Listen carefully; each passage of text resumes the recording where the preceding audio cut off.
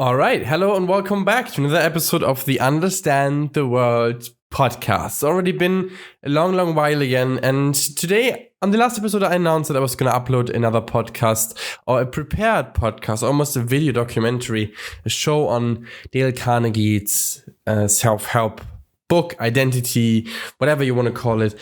But I decided to ditch that. I put probably 50 hours into this piece of work. It's roughly a 25-minute video, and I decided to drop it. I decided to delete it for the simple reason that I didn't like it. And sometimes people say, these hardcore creatives usually say, put up whether you like it or not. But I think that if you put in 25-minute video and you put 50 hours of work into it, you should like it. I should like it. And I just couldn't get myself to like it, and no matter how I edited it, I didn't like it, so I decided to scratch it. And there's this in editing, there's this what you call it term that's called kill your darlings, where in the edit, even if you like the scenes that you edited of the particular video, and they end up disturbing or dysregulating the whole plot or the entire video, you have to let go of it anyways. And to me, I had to really let go of this entire video because I said, this is not me. Because in this video, I rant a lot on self-help. I rant a lot on the current literature. I rant a lot on people on the social media. And I'm not a person to do that. It's not because I'm afraid of this conflict, but I think it's just pathetic. There's already too much hate, too much sell-off nonsense bullshit already happening. So I don't really want to contribute to that. That's why I ditched this idea. And today I'm going to instead continue another raw podcast on value, and a value that has greatly expanded itself and influenced me over the past 2 years. And since I received a very special email the other day, which was really heartwarming, and I want to read it out to you later. And this brings me to the topic of today's show, which is the topic of encouragement. And of course, you know me, I'm a very big fan of Jordan Peterson. I'm currently writing my 4th paper on him because his rhetoric is super interesting to me, and I've made it the field of my research to talk about him. But and still, it's a bit of a slippery slope to always talk about someone as polarizing as him on a university paper. But it's all cool for now. And the way you just have to approach it in a special way, in a certain way doesn't appear as if you are pursuing it with some sort of agenda. I think sometimes these polarizing figures are always being shunned off as being opposed by universities, but often I believe that it's not the way that people just genuinely oppose them. I don't think that's generally the case. Perhaps it's just that they are being brought up in the wrong topics by the people, or they are being brought up or presented in a very polarizing manner or a very ignorant way by the people who present them. And maybe if you are able to discuss these topics, these polarizing figures, topics which are often maybe a taboo, which don't really necessarily get talked about, because let's be honest, the only thing that's okay to talk about currently is coronavirus, the government being wrong with you, then climate change, and all these other things that are just common topics that I basically don't even listen to anymore, because they really just, they repeat a narrative. They're a broken record at this point. But so the way you present somebody, the way you analyze somebody, it also depends on your perspective of how you defend your defense of these analysis of these ideas. So I think there's nothing wrong with talking about controversial things if you talk about them in a decent and honest and appropriate manner. So I'm going to talk about what Jordan Peterson talks about a lot, which is that what he always says is that people don't hear enough encouragement. They don't hear enough words of goodwill, of benevolence. And that's true. It's true for the simple fact that I've realized that with words of encouragement, when I hear words of encouragement, that they do greatly impact me, not to a normal degree, but to a degree that I regard them as special. And sometimes you should always regard something that comes deeply from the heart of someone, a word of encouragement, as special. But in the other case, the question is also, why doesn't it happen more often? And I'm going to get into all of this today. And I want to split this episode basically into 2 parts. The one where I want to talk about what happened when I encouraged someone. That's one story I'm going to tell about for my Erasmus. And then there was the story that happened a few days ago. What happens when someone encourages me? And this is not supposed to be some sort of braggy, self-absorbed rant or dialogue or monologue, but instead I'm just using this podcast now from now on as some sort of recordings of my thoughts when they are solo raw episodes, because I think that some people get value from it. I get value from it when I listen to it again. And if that's the case, what happens with these things, then that's even the better for it. And for the first part, I want to talk about what happened to me a few days ago. And the person who's going to be talked about is going to listen to this podcast, and I'm not going to censor the name. I think it's okay if I talk about this. If not, you may contact me if that's not okay. But I'm going to tell your first name and tell the story. I received an email on 24th of May at late at night from a man called Julian. And Julian wrote the following words. He wrote, "Hi Yannick, I discovered your podcast today and I wanted to let you know that I think that it's absolutely great. I really hope that you continue to make lots more content. I found your podcast on Spotify when I was looking to listen to somebody talking about their experiences of taking part in the Erasmus program. Your most recent podcast, the one I uploaded a few weeks ago, the one on the Erasmus 1 year later, was exactly what I wanted to find. It's a genuine account of your actual experience. You can tell that you are speaking from a deep place inside yourself. I could tell that you had an extremely intense experience during your year abroad, and I could relate to that. I listened to a couple of shows while I went for a run and really enjoyed them." So I'm just going to paraphrase this now because I don't want to reveal too much personal information. Julian was an Erasmus student just like I was a few years back, and he went to France, and he said that he shares this idea, this recollection of not wanting to go back to a country that you've been previously before because it would just be too sad. And he's really happy that someone talks about Erasmus in a more honest, more nurtured and more, let's say, truthful way than just glorifying it. And he goes on and says, although you recognize that in reality there's only so much you can do to keep in touch with everyone and to maintain your relationships, it does sound as though you're doing a great job. I struggled to maintain the friendships I made, and in honesty, I think a part of it was that I missed the whole thing so much. I just wanted to put a sense of closure on it. I think that explains why I've never been back to the city that he was in, even though I miss the city a lot. You briefly mentioned some of the things you got up to, like the trip to Lapland, and it would be great to hear more about the things you did and how your experience of the year developed and changed over time.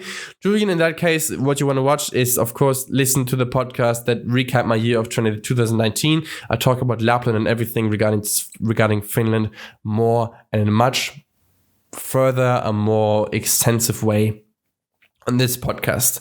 Going on then, I also listened to your show about staying in a monastery, and I could relate to that as I also spent some time in the closest to a Jewish monastery in Jerusalem. I have always had a strong interest in religion, and I think it's so important to nurture and hold on to this. At one point in one of your shows, you mentioned the willingness to suffer. Immediately, I thought of David Goggins, who I find to be extremely inspirational. Same here, obviously. Didn't surprise me to see that you have actually made an inspirational mix featuring him. Yes, for those of you who don't know it, who've just tuned into this channel, who are newly subscribed, my first videos were actually inspirational, motivational videos on famous people like Eric Thomas, Tony Robbins, Jocko Willink, and all these people who I thought were overachievers or high achievers, who I regard as high achievers. And I started out with making motivational videos. That's when my first experiences with video editing, with putting together videos, with YouTube videos. And I like doing this, but to me, it just doesn't feel good anymore. I don't like doing it anymore. I think there's too much crap flooding the market when it comes to that. One of the best examples are these channels. I don't really know what they're called. Maybe I think they're Video Advice, Mulligan Brothers, and then one more something that are always the same. It's always the same. Background music by Vortex. I know him very well. I really liked this album. He did the wonderful thing to all of the creators of giving away his music for free, but it's when his music is being used, this track is being reused for like the 50th time in the 50th motivational video, it gets redundant and it gets boring. Not to criticize the artist, it's just the people who make the videos, the editors who upload the videos, the channels who upload the videos, they get redundant, and I think it's pathetic. I honestly, and the thing that bothers me about it the most is these clickbaity thumbnails. Like, I don't know, when you go on YouTube right now, I'm going to do this uncut, where I'm not going to cut this away, this loading screen right now. When I am on my front page, I bet you I can find a motivational video with some sort of a, let's say, clickbaity thumbnail. Let's see. Well, you're just gonna type this in. Go to YouTube right now, type in motivational video. And I really like doing them because one of the first guys who did them was Matthias M. And he's now married to a Polish, I don't know, I don't want to butcher what she's doing. I think she holds a world record in speed climbing, but he was a very famous video creator in the early days, 2013, 2014, when I started watching YouTube. And these motivational videos were great. I loved them, but nowadays they are an oversaturated idea. One of the people who I recently commented on his video, Chispa Motivation, he does wonderful motivational videos because they are exactly on the spot. The thumbnail represents what the video is saying. They are short, they're concise. He mixes them with his own music, which is it's so perfect. It's wonderful. It's a wonderful music. So it always has this kind of sense of difference, this kind of sense of uniqueness, of individuality. But so then, of course, there are these other ones. The other videos were, of course, there's one video that comes up right now by the channel Law of Attraction Coaching. There's always seems to be a backlit image of someone looking down, someone looking aggressive, someone looking mean. And then there's the first line is covered in white font of something. The second line is covered in yellow font. It's somehow they all do this. Somehow they all do this at the same way. It's super strange, super weird. And so what comes up then is just it's thumbnail that says, let's look at this right now. After watching this, your brain will not be the same. And then the other one, for example, says, here, listen to this when you wake up. You are strong. Listen to this before you start your day. Listen to this when you wake up. I wish I watched this when I was younger. These thumbnails say all these, they all say stupid stuff. Your brain will never be the same. Come on, this is just nonsense. It's scientific nonsense. It's bro science. And it doesn't say anything. It doesn't say anything properly. And so, look at me now. I'm hating on motivational videos. This thing I started my channel with. But you change your opinion. And so I didn't want to belong to this part of YouTube anymore. Of course, I could make my different videos, but I didn't enjoy them as much anymore. And I thought there was already plenty of videos that had exactly the same character, motivational videos. And I do agree with David Goggins, even though I don't agree with a lot he says, because it seems very hardline and very sometimes too simplistic in my opinion.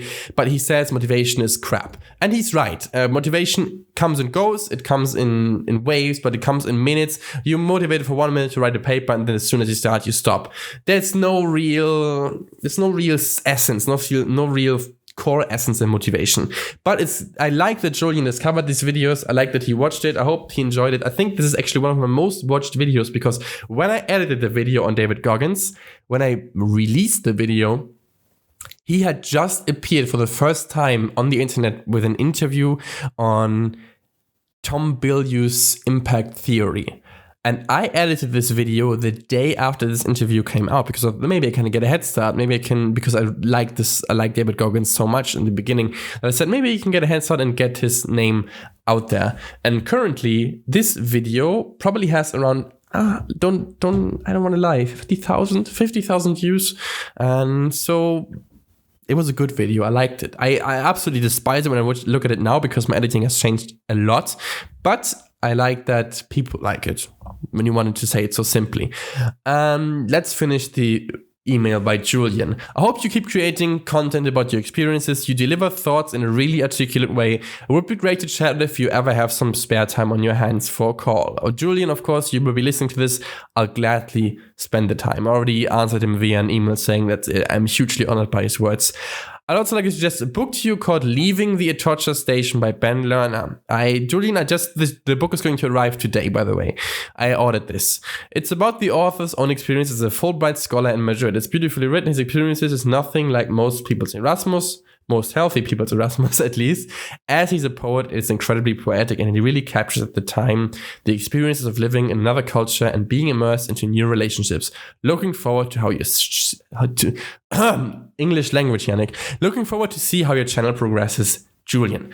Yes, Julian, once again, thank you very much for this email. Thank you very much for this message. It means the world to me and it encourages me. And in fact, it encouraged me to record this podcast. And I don't want to brag. I don't want to say, well, I deserve this. All these things he says, they're 100% true in my eyes too. I think I'm always my own worst critic. If by 2:30 p.m. I haven't done enough that makes me feel like I'm doing something meaningful, I get very groggy and mad and angry at myself. So there's still a lot of things I have to fix up with myself, especially this handling this high level of conscientiousness and this inability to rest. Still two things that I'm not really good at, but it means a lot to me. The encouragement, I believe that because encouragement comes so little, as Jordan Peterson notices, it makes it the more special to us, to me at least. And if people really hear honest and sensible words of encouragement, they remember that and they remember the person who told them that. And yeah, it's wonderful that you enjoy it, and it's all wonderful that all you 372 subscribers right now enjoy this content, hopefully. And I've been looking at the analytics of the podcast right now. The latest podcast that came out, it's already 84 views strong, and it's growing, and it's far above average, and people have been watching up to 5 minutes in average, and that's a really cool rate. That's how many percent? If you say 25 minutes, 5 minutes of that in average, that's 20%. And usually videos get about 5 to 7% average watch time. So I couldn't ask for anything else. I'm really happy with how this video performed. And what else to say? What else is there to say? That it is that these words that Julian, for example, said, these words that I sometimes hear from people who mean a lot to me, Ravi, for example, Thomas, for example, my girlfriend for that matter, they are really encouraging. They are wonderful, and they should be said more. And it should be said in a more honest way. Sometimes you hear this fake encouragement and work when people, someone remarked the other day that the inspirational and motivational and business seminar speakers have this learned set of skills that they come in which they come into these rooms and they tell people what to do better. They tell CEOs what to do better, push harder, work harder, do this, do that. But in a way, this all seems fake and learned, right? It seems fake if you look at business books and business advice books.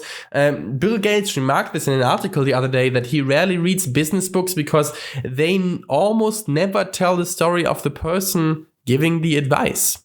The people who are behind these books, I think it was 81% of the people who've written these books from a study I've read from the University of, was it California or Colorado, one of them, they do not mention their own story. And for example, business advice books then talk in complete incorrelation to the topic.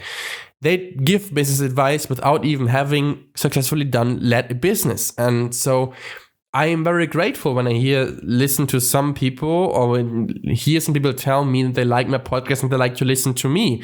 Because who am I? I'm a 23-year-old guy. I haven't even finished my master's degree. I've never had a full-time job. I'm working, sure, but there's so much to see, so much to do, so much to learn. And so when people talk to me about how my podcast has influenced them, how it has encouraged them, how they enjoy listening to that, that's the biggest compliment I can get. And so, Julian, thank you again very much. And I really believe that these words of encouragement are deeply necessary, especially when it's in a society. We live in a society. We live in times where getting discouraged is so easy, because I believe the social media is a blessing and a curse, but the big part of its curse is its increased rate in depression with regards to social media, cyberbullying, bullying online taking place. It's a minefield. It's a minefield with flowers in between the mines. Sometimes you get to pick a flower, but once you try to pick up the flower, you step on a mine, you explode and you go up in the air. And so you have to be really careful, and you almost can't avoid the flowers without the mines, because social media is rough, especially this idea of FOMO, fear of missing out, and comparing yourself to others. Today I saw a videographer, Kyler Holland, who bought a house in Texas. And I was thinking to myself, good for him. What am I doing with my life? Well, haven't chosen the career path he does. Probably maybe housing is much cheaper in Texas, whatever. Maybe he picked up a loan, maybe he picked up a mortgage. Doesn't matter how he did it. The point is just that comparing myself to him does not do it any justice. Because my life is completely different than his life. It both denigrates my own life as well as his life to compare myself to him and say, hey, I haven't done this, I haven't done that. It's simply not fair, and to myself and to him. So when these times are so insecure, we're so uncertain about who we want to be, because social media always presents us with these perfect profiles, people enjoying the life on the beaches, enjoying the life drinking cocktails at the bar, at the club, dancing, being rich, buying the fanciest products, being sponsored by startup brands. They're all fighting for the planet, they're all fighting for a good cause. It's so easy to compare yourself to them and say, what am I doing with my life? But then once you look behind the curtain for a moment, then you discover that you have a skill set that these people really do not have. And I think that's what should be emphasized when encouraging someone. Also, for example, so many celebrities we like to compare ourselves to have these perfect lives, but some of them are dumb as fuck. Some of them are dumb as hell, and you recompare ourselves to them. And that's just not fair towards yourself and not fair towards them, because they have a very specific skill set, and you have a very specific skill set, and you most likely vary greatly. So that's not fair. And this encouragement I want to put forth towards another story where I now twist the perspective, where I was the one encouraging someone. And I want to talk about this. I didn't ask him for permission either. I'm just doing this on a bit of a scratch and a bit of a risky move, because if both Julian and the person I'm going to talk about now come up to me and say, dude, I didn't want you to tell this, please delete the podcast, well, then I have to delete the podcast. But I think he'll be fine with it because he's already put it on social media. So I'm going to talk about Antti.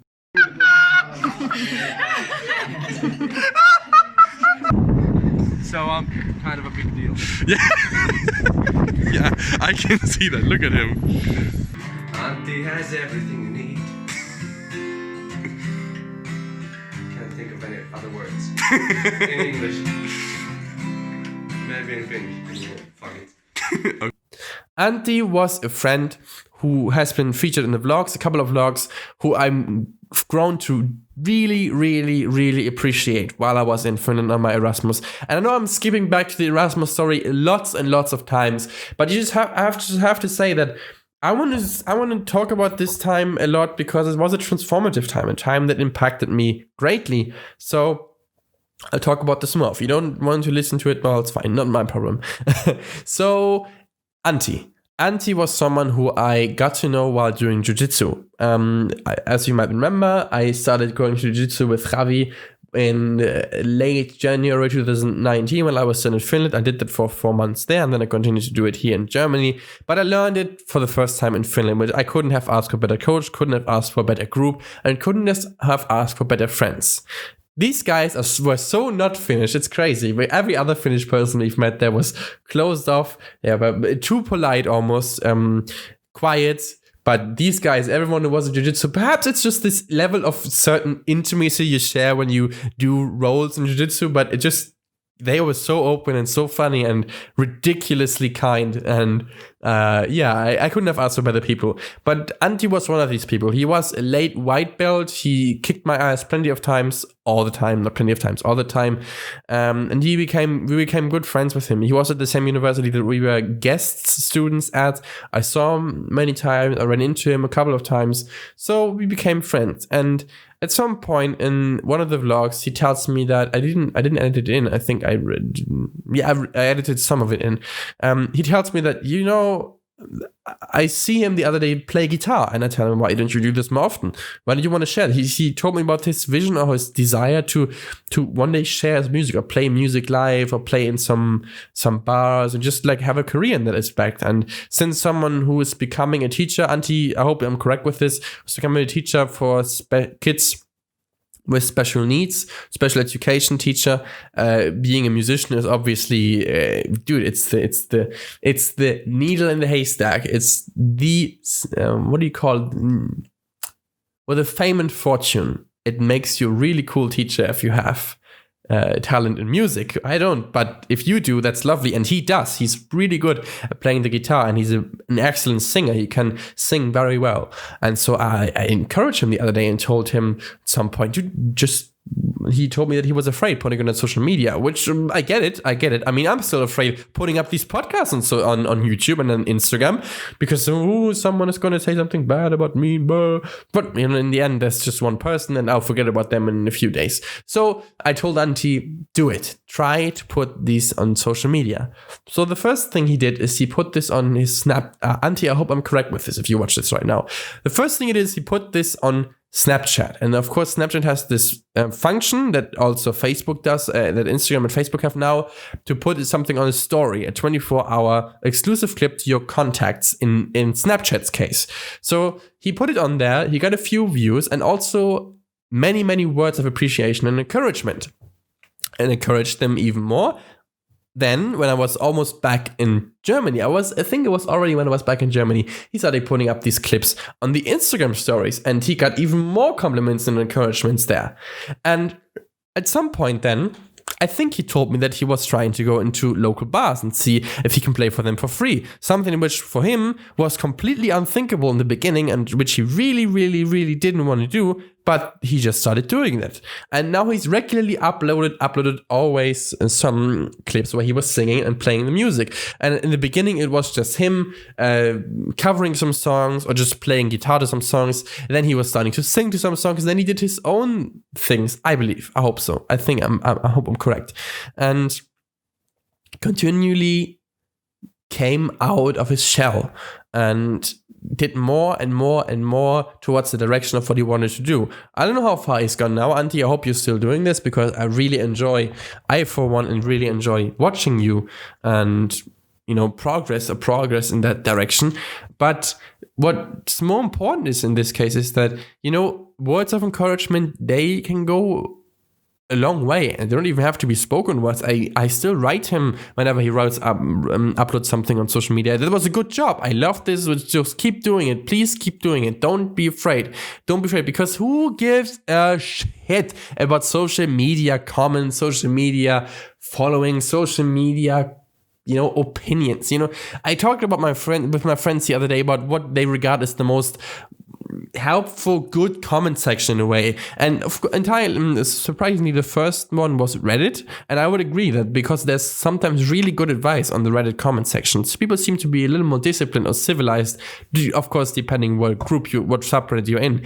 But by far the worst one is the one that we're using the most, which is Instagram. The Instagram comments are garbage in most ways. Of course, I'm happy if someone leaves a comment on one of my videos, one of my blogs, one of my pictures. I mean, but once we get to a certain scale, the comments are flooded with trolls, they're flooded with bots and spam. And then the most worst thing that comes with political comments is there's always hate, and exchanges of opinions that really are not opinions, but just phrases being shouted at one another. And they have any fundamental value to them. It's just shouting and screaming and hating and nonsense. It's meaningless. Why would you be afraid of something meaningless? Of course, you ascribe the meaning to it while you're processing, while you're reading the comment, but I just don't understand why even I am still afraid of something that I disregard so quickly. And this morning, for example, I was terrified of going inline skating out in public because what if people judge me? What if people judge my inline skating abilities? So I did it this morning and nobody even looked, so nobody even cared. And that's a really tragic truth. Nobody really cares about what you do unless you're really, really good at it. Like we've already seen, for example, with the tragic incident that happened in Minneapolis. I think it was yesterday or the day before when a member of the Black community, George Floyd was assaulted by a police officer, which of course then triggered all these riots again, and the Black Lives Matter movement surfaced once again. And I don't want to give my opinion on this. I think everyone's fair to have an opinion on that. But what you could see once again is that all of a sudden the mayor, Jacob Frey, is in the spotlight. Every move and every move he makes and action he takes is in the spotlight right now. So unless something really special happens and the whole entire eye of the public is on you, nobody really cares about what you do. And that's a sad truth because it makes your life somewhat less meaningful in one way, but also more meaningful in the other way, which is that what you do is actually not that important as long as you are happy with it, and as long as it gives you a sense of fulfillment, because it's a moral responsibility to pursue what you might find meaningful, and that doesn't necessarily always mean you're going to be happy. I think, I believe, and I think I already know so. At least for my life, that's the case. But before I get too con artist, too platitudinal, too motivational speaker, I want to finish the podcast here.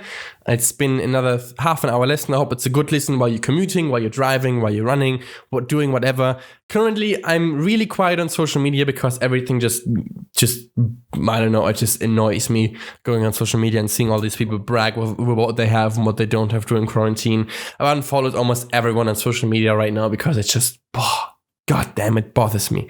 Not because I'm feeling insecure about it, but because it's just my basic question is always, what the hell are you trying to achieve with what you're saying? Like, you're not proving anyone anything by telling them that you're sponsored by this and this or that. It's just pathetic. Well, but I don't want to hate. I don't want to spread more hate. I've already hated plenty of motivational videos and motivational channels. So what do we learn? What do we get from this? What do we understand from this podcast? Understand the world. Episode 42. Number one thing I want to put into my reference to the Dale Carnegie show, Dale Carnegie episode. It's not necessarily bad to give something up if you don't like it. Especially if some project you put in a lot of value. And every one of you who's already written a paper once knows that the first draft is always shit. So it's not bad to give something of value up that you don't regard as valuable as you can make it. The second one is that encouragement is powerful. Use it for something good. And that goes both ways. Encouragement that you receive is good, and encouragement that you give is even better because it helps more people than you think, and it always has a greater effect than you might assume. Because I don't believe that Julian, who sent me this video, who sent me this email, would have expected that I'm going to produce a podcast on it where I'm going to talk about his email and his message. I've received a few others already, which is already a huge honor. But I wanted to talk about his one because it reminded me that encouragement is so powerful. And also, I believe Antti didn't expect that I'm going to talk about his story as a future musician, because if I know one thing, it's that he's going to become a musician. Where some people just have this idea, this notion. It's the same with that I know that my girlfriend's going to be a doctor, even though she still denies it.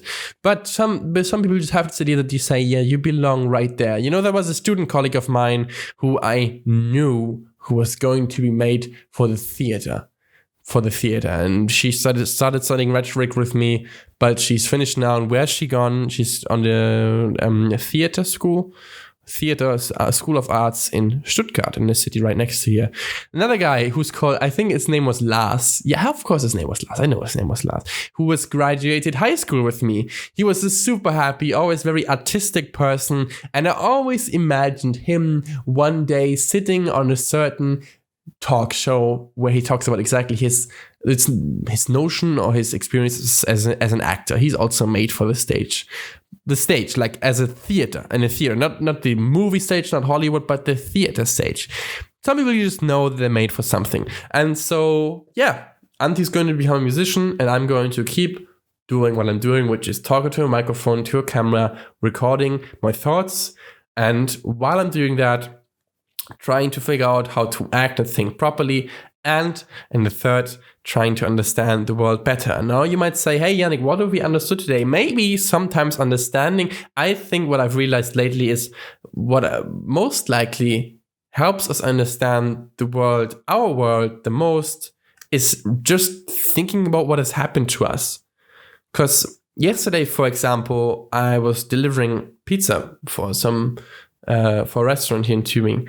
And I understood about myself that when I need to get something done, I'm pretty quick at doing it. Because yesterday, I don't know, I delivered pizza so quickly, and he never saw this before. And I thought to myself, that's completely normal, but that's just how I act. So understanding the world is not only understanding the world itself around you, but it's also understanding yourself. But I didn't want to get copyright claim for Understand Myself because that's already a very famous program by the one and only Jordan Peterson. So, without further ado, thank you for watching. Thank you for listening. If you're listening to this, thank you for watching. If you're watching this, and I hope you have a great rest of your day. If you want to support the show, the best way to do so is to share it with a friend. I don't care if you subscribe. I don't care if you follow. You may do it if you want to. Leave a comment what you think was good, what you think was bad. More than happy to read it. But the most important thing that I want you to do is share this episode with a friend who you think might benefit from it. Or just maybe even better, with regards to this episode, tell a friend that you love them. Tell a family member that you love them. Tell them that you would encourage them to do something. Tell them that you always have their back and tell them you're there for them. That makes the world much better, I believe. So, thank you for watching, and I will talk to you in the next episode of Understand the World, episode 43. I don't know what it's going to be about, but I'll definitely find something which I haven't understood yet. So, thank you for watching. I'll talk to you all in the next episode.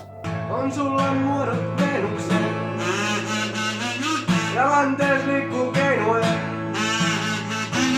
Et ole varmoria et, ja siksi voidat veistokset. Ei satamassa ruuduksen, nää vertaan ranteinen. Kun kuljet kääntyy miesten pää, ja uuso alkaa yskittää.